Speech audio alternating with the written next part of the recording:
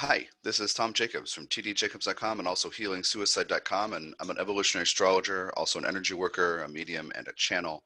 And this video is a sun forecast for the solar month of Taurus 2020. And this used to be part of my subscription service where every month I do a forecast service. You might come across my site and my blog and wonder why I don't do more about current events. I actually save it for my subscribers just because it's so much work and effort and it takes so much time because I really want to go into depth. So anyway, I do offer forecasts every month from an evolutionary astrology perspective, and those are available to subscribe to my monthly service. So this used to be kind of behind that wall, and now as of Libra, I guess 2019, I brought it out. I haven't done it in a month or two just because of different commitments and things I have going on. But anyway, so this is going to cover the sun's transition from Aries to Taurus, and think about that archetypal transition process where in any planet goes from Aries to Taurus. And then I'm going to talk about the sun's trip through Taurus during the month, including selected aspects and also the two lunations, the Taurus full moon and the Taurus new moon and the Scorpio full moon. All right, so first on the transition from Aries to Taurus. When the sun and Aries have this opportunity to have light shined on the opportunity to step out, to do something new, to a sense of what is good for you. And yes, I want this. No, I don't want that. I think it's really important when we're talking about planets in Aries, this Mars archetype, to really respect the fact that sometimes they act without thinking. Planets working with that archetype, but really the thing is to be in tune with instinct, to have a visceral, embodied sense of what is it like to be in my body right now, and if something comes up that doesn't feel good, part of you may react, and there's that like Mars warrior defensive reaction. Similarly, if you encounter something that feels good and you want that thing. So it's really important to understand the instinctive quality of a time of Aries, right? So when the sun's in Aries, that's an Aries time. And the thing is, yes, it's about new beginnings. It's about announcing existence. When the sun, gets to Aries every year, it's the vernal equinox, which is the, astrological new year, the first day of springtime. So there's the sense of renewal and bursting out, and suddenly the birds and the bees, which is another way of talking about instinct and embodiment and hormones and chemistry. So this year, the vernal equinox.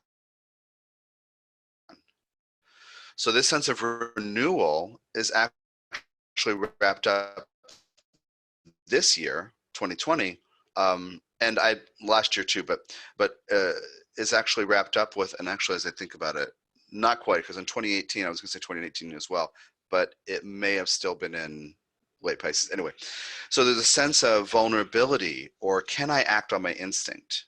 I've been teaching my subscribers about Chiron and Aries, about needing to deal with desire and fire and the need to say yes and no, recognizing that we're going to be sensitive to how others receive that yes and that no. So the sun this year, the sense of renewal and the beginning of spring, is wrapped up with chironic energy, and I teach that as an energy antenna, being aware of energy, being sensitive to the energy and emotions of others. So now, when the sun gets into Taurus, so this month has actually perhaps been colored by that awareness, that sensitivity, that 1K to go ahead and say yes to what I want and no to what I don't want, and dealing with fire, desire, anger, frustration, things like that. Is it okay? Goes through Aries, maybe energy opens up and we physically express, right, in different ways. But when it's colored by Chiron, we might second guess ourselves or question if it's okay to do it.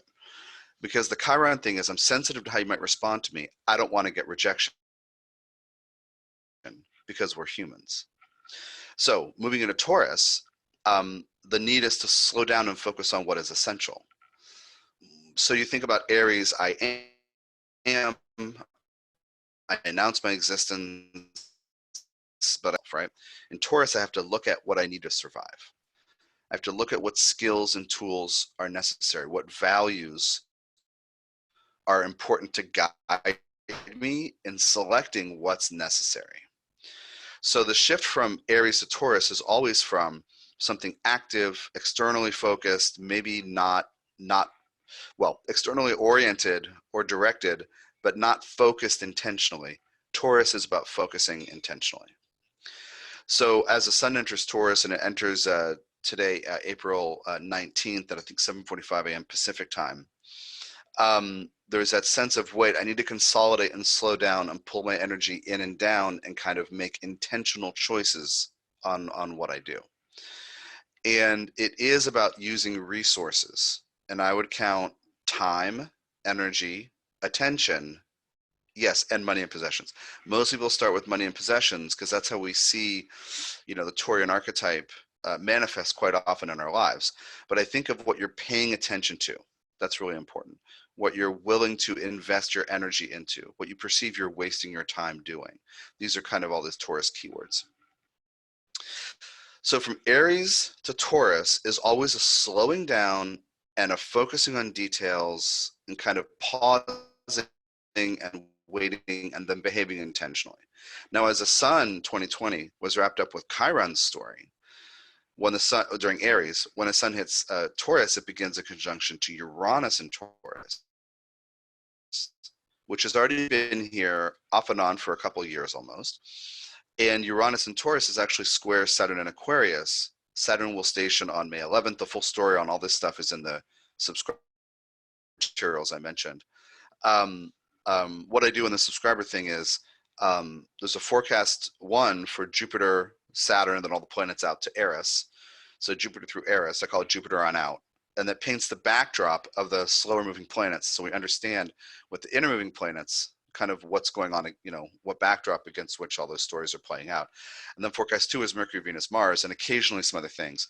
I don't always focus on asteroids and True Black Moon Lilith unless they, though I do include Chiron as a major player in those forecasts, because unless they are involved with certain aspect patterns for a long time, or let's say one is going to be square some other planet for weeks or months, I will talk about it. Or in this case, I talked a lot about Pallas Athene this month because Jupiter, Pluto, and Capricorn are conjunct Pallas Athene, then conjunct Saturn, Aquarius, and then all four over a few weeks will go retrograde and kind of travel back into Lake Capricorn or through Lake Capricorn in a cluster. So I did include, Pallas in that one. Okay, so you need to slow down, but Uranus is in Taurus, so you actually have already been asking yourself questions. Am I free? Or the universe is asking you if you're free. The answer is you're not. So how you use your time and energy and money, right? You're not free. So Sun highlights that while squaring Saturn and Aquarius, the need to, the way I've talked about it this week is necessity is the mother of invention. You can either stand there and say, I don't want to change, or you can say, okay, great, I got to figure out a way to change. Necessity is causing us to, we're either fighting it or we're giving into doing new things in new ways. And the way I think about it is here in the government, without an organized central federal response here in the U.S. to masks, ventilators, whatever, the PPE and the equipment, without a central focus, the governors of different states have to get in gear, and they're working out things together. And when the federal government is giving mixed messages on opening the economy, opening the country or not opening, right? Trying to go back to normal, against the wisdom and the facts, the wisdom of scientists and the facts that the scientists are dealing with, then governors are saying, okay, let's make a plan together. So they're figuring it out, though it's costing a lot of energy and money that doesn't have to be spent if there were centralized leadership, but that's the nature of Saturn and Aquarius square Uranus and Taurus. Anyway, the full story on that is in the subscription service when you become a subscriber. Okay, so vulnerability about being assertive, Sun and Aries conjunct, colored by Chiron. Sun into Taurus, wait, I have to focus on what I have to do, but I have to innovate. So this month begins with the questions of, are you innovating? Are you recognizing with open eyes, Saturn, with an objective view, Saturn and Aquarius, are you recognizing the real problem? And then what are you willing to do to fix it?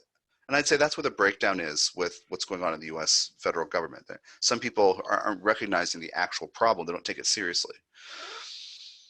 So the irony is that if everything gets opened up, which is a stupid phrase for it, but if things, people try to force things to go back to normal, right? More people will get sick. So then they'll figure out ways to not take responsibility for that. But if they don't go back to normal and more people don't get sick, then they'll say we shouldn't have had to do it in the first place, so we were right. This is another thing about facts and truth with Saturn in Aquarius, square Uranus and Taurus. There are facts. There is reality. But again, some people can resist it and try to force their philosophical viewpoint on it. But anyway, so your chat, I just want to apply this, have you apply this to your personal life. You have the opportunity to recognize with reality what's actually happening and to come up with novel solutions for it, or to stand still, feel pressure building, and get stressed. So if you allow yourself to invent, if you allow yourself to recognize the truth that you are not feeling free and you can change it, if you have any faith that you have agency, then you can change things, then your task. That's what the sun entering Taurus kind of highlights. Okay, so let me go to my notes to make sure I'm covering things. Oh, well, I also wanted to say this.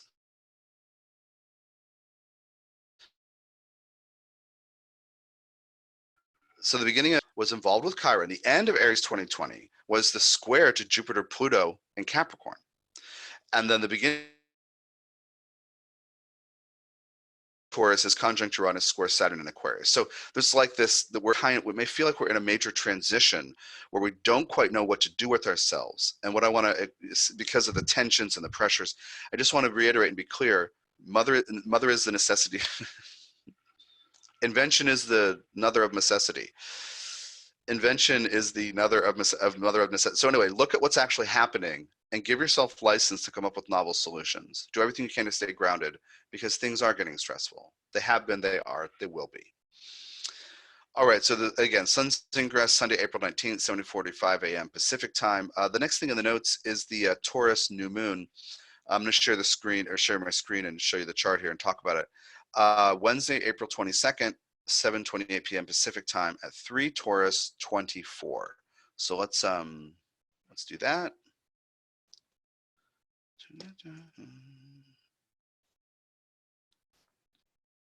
All right. So I forget the houses. I just pulled it up for where I live in Portland. So forget the houses, but over here, 324 Taurus. So a new moon is always about planting a new seed. Ideas in Taurus have to do with, well, and it's conjunct Uranus. So that's like the big story of this. Well, it's conjunct Uranus and square the Saturn. That's really the big story, is, you know, a sense of something from the inside needs to birth itself, needs to emerge. In other words, you might realize that you need to make a change, Uranus and Taurus, to how you use your time, what you pay money for, what you invest in. Or how you use money, right? Where it comes from, how you use it. That's the idea of am I using my energy in ways that suit my values or help me respect myself? And sometimes relating to survival issues with Taurus. Sometimes simplicity, simplifying, scaling back. Sometimes that's the key to a process in Taurus. So the sun and the moon, you're going to have an instinctive inward sense that you must do something. You might feel some inspiration, but the questions have already been up in your life. This is what I want you to understand. Because Uranus has been in Taurus and Saturn recently got into Aquarius squaring it. This question set is in the air. So it's already happening. And now some part of you might say, I have a solution. But that part might speak through a sense. It might not be words. It might be imagery. It might be a dream. It might be some synchronistic overhearing of something where you're like, wait a minute, I understand what I should do. To allow yourself freedom, to allow yourself to create freedom, right? Regarding how you use your time and energy. Because of the nature of the square to Saturn, just extending this a little bit, Because of the nature of that square, pressure is activated, perhaps likely is activated. I need to be original. I can't use my time to do this. Well, I have to do this, but I don't have the money in place yet. Or this, but you know, it's all this stuff. Even with the delay on the stimulus checks from the U.S. government, that's part of it too. Um, so anyway, square the Saturn in Aquarius, there's a big theme of I'm aware that I'm up against a brick wall of facts and reality. Will I let my creative genius work? Will I listen to my inward cues? So all new moons are chances to hear something on the inside and to allow something, as I said, to emerge or to make itself apparent. It's not like the solution or the action is something you may not have thought of, but you may have been aware of the problem, right? Because it's not a full moon, as we'll get to in a few minutes with the Scorpio full moon. The full moon, something is obvious, and you say, "Oh, yeah, I got to change that," or "I would like to change this." With a new moon, it's like this internal percolation. You're not quite sure what's happening. I need to behave this way, and you might not consciously understand what it is, and it might not be clear for a couple of days either. And think about that. After a couple of days or 3 days, Sun will be conjunct Uranus exactly. So give yourself some time and space to let yourself feel into what wants to change, what needs to change. Like I said, the square to Saturn with Uranus has already been in place. It hasn't perfected. It won't do so till late in 2020 because Saturn will station under 2 degrees and Uranus is already at 6.5. But it's not going to perfect, but it's like in the air. Okay. So let me look the sextile series in the last degree of Aquarius, which may also give you insight into, like, it's not just freeing yourself or using your time and energy in certain ways, but perhaps even freeing yourself to do something in a new way because you're focusing on what you need. Ceres says, don't care for others first, but you'll tend to. Ceres says, after you care for others a long time, reclaim the willingness to care for yourself. And here it's in Aquarius, so there's a sense of needing to, you know, free yourself and get out of some conventions or patterns or expectations of others to make sure you're doing what you need to do for yourself. All right, good. So let me go back to the notes. Yeah. So on April 26th, it's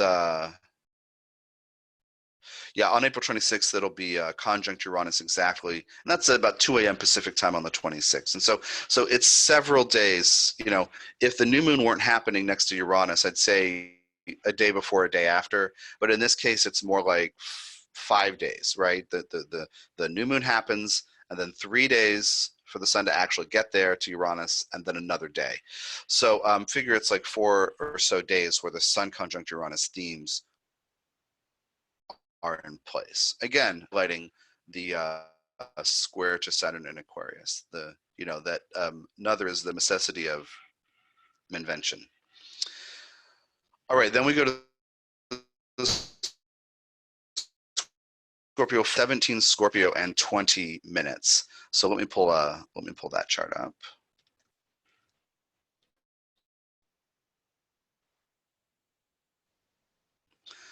Okay. So here you have 1720 of Scorpio. Of course, the sun is on the other side of the chart. Full moons then, for those of you who aren't in this groove or haven't thought about this a lot, with a new moon, it's something coming from within. I don't know what's happening. I have to make a change. I'm sensing something and I don't have clarity. With the full moon, the moon itself, astronomically, is reflecting as much of the light of the sun as it can. So it's not dark and quiet. It's, of course, as you understand from living on Earth with the visual, you can see the moon. So the moon in Scorpio reveals something that we need to incorporate to come back into balance in some way. So the sun in Taurus says the emphasis is on practicality and the right use of resources, including time and energy, and yes, money and possessions. So for 17 and a third days at the time of this full moon, you're getting a sense of what you're investing in and what you're getting out of it. Is it working? Is what you're paying attention to and investing time and energy and money into supporting your survival? You might be aware of tools. I didn't talk about this earlier in the video, but you might be aware of tools that you would like to gain or tools that you can use in new ways, right?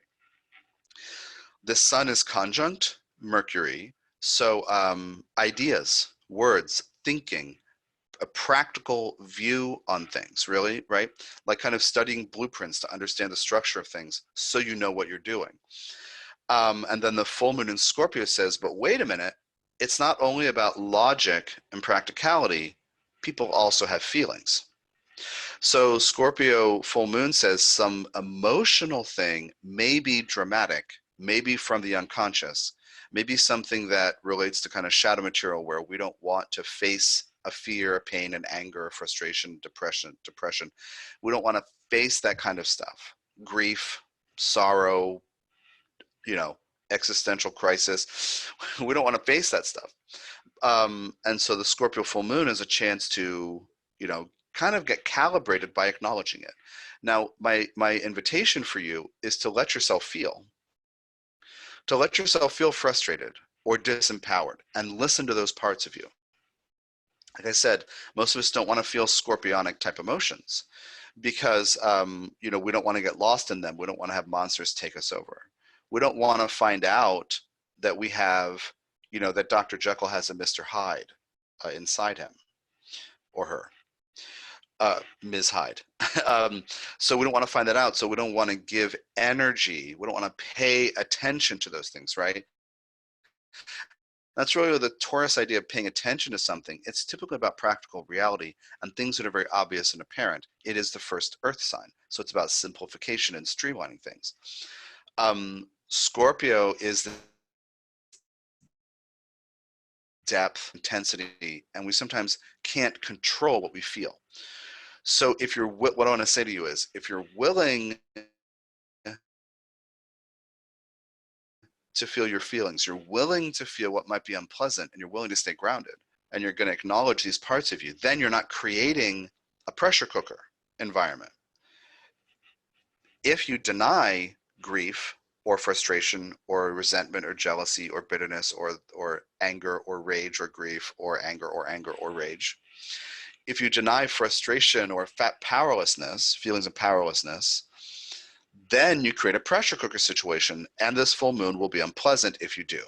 So what I want to say to you is stay grounded for yourself, and also be clear you don't have to absorb other people's pressure cooker problems, because this is one of the great things about astrology.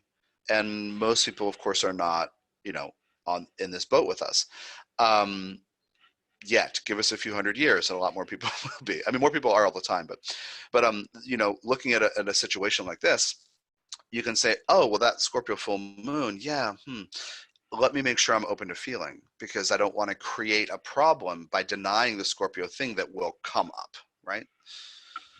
So anyway, that's why I consider astrology so important, because if you know what your triggers are, you can work with them a little more consciously over time. You don't have to feel, the lunacy of a Scorpio full moon. Now, some people will experience that as an inward turn of broodiness, moodiness,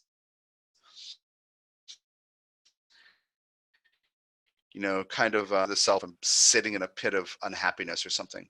But some people will not know how to contain it. I'm not trying to do a doomsday thing here and say something negative will happen, but I want you to be aware of the intense reactions that may try to come up within you and may come up in other people. And if you can decide preemptively to have compassion for all beings and not get terribly swept away in what they're feeling, that can help during this lunation too. Also, just so you know, subscribers to the monthly service get channeled lunation meditations for each new and full moon. I do a half an hour channeled meditation for subscribers. Sometimes I put them up as individually for sale on my site, but these days I just haven't had time the last few weeks and months to do that, with how busy I've been, to do a bunch of website updates every 2 weeks. So anyway, so as a subscriber, it's included. Okay, so this also extremely important to realize that this full moon is trine Neptune and Pisces. But also Neptune is with Persephone. So I want to explain what that means. First, with Neptune, trines to a new moon, or trines to a full moon, will feed energy into that fullness. Well, it's Neptune and Pisces, the giant satellite dish that's absorbing a bunch of garbage or a bunch of everything. Isn't selective, right? Neptune by default isn't selective, it's just open. So trine, it's feeding a bunch of water energy. So you might feel your own emotional thing that relates or connects to the collective thing, and then it's overwhelming. So here's what I want you to do is to be clear about being discerning about what vibrations you're willing to play with. Now, that's not a Neptune and Pisces thing. It's a human thing to manage Neptune and Pisces energy. Because asteroid Persephone is with it, you must abduct yourself into some kind of clarity.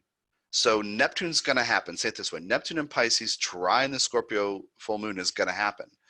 But you have the option of abducting yourself, Persephone, into, instead of just shrugging and saying, I don't know, choosing what you're willing to vibrate with and align with. So what are you available to experience? Are you available to experience crazy? Or are you available to experience higher states of consciousness and your own evolution through digging through the psychic basement and moving through things with compassion? So you get to set certain parameters. What we don't realize when Pisces energy is super strong, whether in a person or by transit, like in a natal chart or by transit, is that it's going to happen, but your intention goes a long way. Even for one of my subscribers who had a reading a couple months ago, and her birth time got corrected. So instead of Neptune being like some degrees in the 12th, she sent me a new birth time, and it like was right on the ascendant. And she said to me, it was in the 12th, so it's kind of like, lording over the whole chart. It's really important for her. And she said to me something about absorbing others' energies. And I said, intentionality goes a long way. And I kind of laid out this idea to work with and saying, I'm no longer willing to absorb everyone's energies. And I said, see how that goes for 3 or 4 days or a week and let me know. And she wrote back the next day, I did it for one day, everything. Because if you think about it, your boundaries feel blurred. Well, you're just going to experience stuff. To be clear, these are the vibrations I'm willing to play with. That's really important. Okay, so you get to abduct yourself into the right or healthier ways to use Neptune. Now, also trying the full moon is Nessus in Pisces. Nessus is where we might suppress instinct. So it can be, and it's actually 8 degrees away from, or 7.5 degrees away from the Neptune, not so tight. But this idea is Nessus is also feeding information to the moon. And there can be this instinctive energy that we suppress because we're trying not to lose control. Nessus in Pisces, especially as it's been transiting with Neptune off and on for a while, we've been learning a lot about surrendering to what is. But Nessus might try to fight because it's about living in 2 worlds. We live in polite society and there's a social contract, and also we are animals. So there may be like instinctive energy feeding this new moon, in addition to the satellite dish of Neptune saying, there's so much stimulation. Okay, so be cognizant of those things. Oh, and the trick with Nessus, just in general, is to not deny and suppress everything. The trick with Nessus is to get in our bodies and recognize, it's not just our mind. It's different from the Lilith teaching that I offer, but there's some overlap in the need to be embodied and not shame ourselves for having an instinctive nature. Yes. So the last thing in this teaching here, or this forecast, Sun will trine Pluto and station retrograde Jupiter in Capricorn, beginning May 13th to Monday, May 18th. Now, Pluto is newly retrograde, Jupiter's standing still in Capricorn. So that begins this, 4 or 5 month period where these different planets are, well, a little over 5 months where they're retrograde. So Sun will trine from an Earth sign, right, from Taurus. So this sense of emphasis on practical doing, but those other planets are standing still. So you may feel stuck. It may not be a cheerleading, boosting, supportive aspect. It may be like you become really aware of what you're not doing or what you're not feeling able to do or free to do, but you might have plans, like having the blueprints, but then feeling like somebody took the blueprints or they're covered in, it's got a placemat on it and somebody's having lunch on top of it and you're like, what the hell, I got to get my blueprint going. Anyway, so you might feel delayed in that way because those planets are stationing.